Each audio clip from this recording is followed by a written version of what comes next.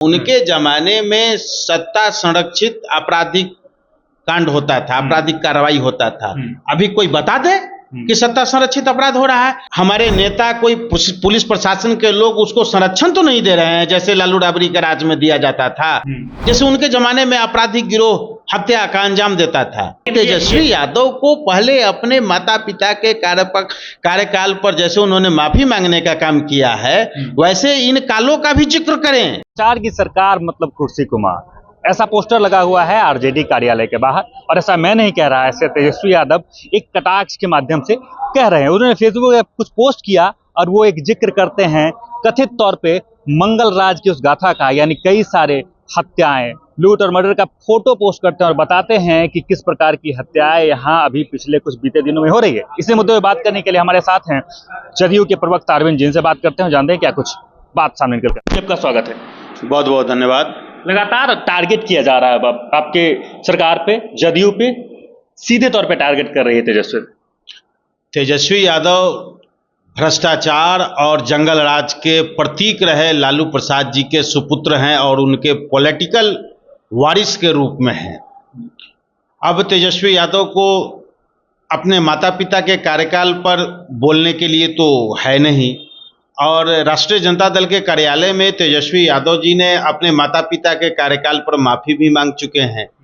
तो उस दरमियान जिस प्रकार के जंगल राज में तस्वीरें सामने आती थी, वैसी तस्वीरें तो नहीं आ रही है, लेकिन फिर भी लेकिन जो छिटपुट घटनाएं घटित हो रही हैं वो सत्ता संरक्षित अपराध तो नहीं हो रहे हैं।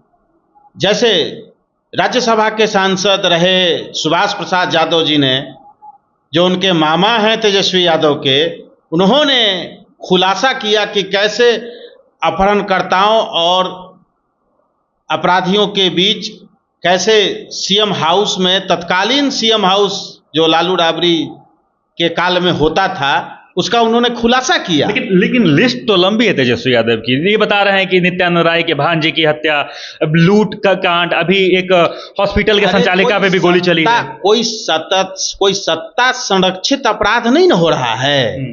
आपराधिक घटनाएं हुई है, मैं इससे इनकार नहीं कर रहा हूं। उसमें हमारे नेता कोई पुलिस प्रशासन के लोग उसको संरक्षण तो नहीं दे रहे हैं, जैसे लालू राबड़ी के राज में दिया जाता था। जो अपराधी अपराध कर रहे हैं उन पर कार्रवाई हो रही है। किस प्रकार की घटनाएं हो रही हैं। अब केंद्रीय मंत्री के भांजा की जो हत्या हुई वो आपसी झगड़ा था, दो भाइयों के बीच का है, कोई आपराधिक गिरोह ने नहीं किया है, जैसे उनके जमाने में आपराधिक गिरोह हत्या का अंजाम देता था। अच्छा, उनके जमाने में ऐसा ही हो जाता था? नहीं, मैं क्या कर रहा हूं, उनके जमाने में सत्ता संरक्षित आपराधिक कांड होता था, आपराधिक कार्रवाई होता था। अभी कोई बता दे कि सत्ता संरक्षित अपराध हो रहा है।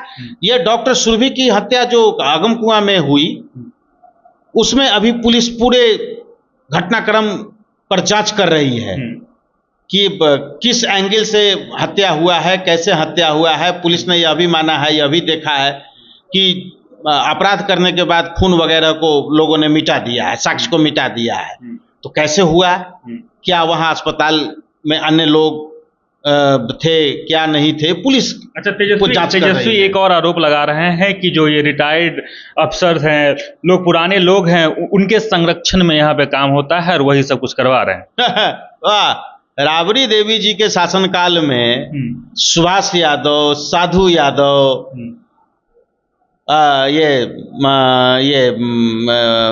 ये मुकुंद प्रसाद, रिटायर्ड आईएएस अधिकारी मुकुंद प्रसाद, जो मुख्यमंत्री के प्रधान सचिव हुआ करते थे, वो शासन चलाते थे। और कैसा शासन था सुभाष यादव का, कैसा शासन था, बल्कि मुख्यमंत्री को डिक्टेट किया जाता था उस राज्य में। इस पर अरे उनको तेजस्वी यादव को पहले अपने माता पिता के कार्यकाल पर जैसे उन्होंने माफी मांगने का काम किया है, वैसे इन कालों का भी जिक्र करें कि कैसे उस 15 वर्षों के शासनकाल में कैसे सीएमओ को संचालित किया जाता था रिटायर्ड अधिकारियों के द्वारा, और कैसे उनके मामा सत्ता का संचालन करते थे। अच्छा, राबड़ी देवी और तेजस्वी यादव लगातार ये कह रहे हैं कि अब नीतीश कुमार को सत्ता छोड़ देनी चाहिए, अब उनसे नहीं संभल रहा। उनका कहना है कि अब निशांत कुमार को थमा देनी चाहिए। कैसे देख रहे हैं इस बात को? अब जब माननीय निशांत कुमार जी को राजनीति में आना होगा तो उनके सुझाव पर आएंगे, तेजस्वी के सुझाव पर आएंगे। अरे उनको आना होगा, वो पढ़े लिखे लोग हैं, बीआईटी मेसरा से pass out, engineering pass out हैं, और अपना उनका शैक्षणिक योग्यता क्या है पूरा बिहार जानती है, तो उनके सुझाव पर एक इंजीनियरिंग ग्रेजुएट व्यक्ति चलेगा। अरे उनको आना होगा तो स्वयं वो फैसला लेंगे, और माननीय मुख्यमंत्री नीतीश कुमार जी फैसला लेंगे कि निशांत जी को राजनीति में जाना है कि नहीं जाना है।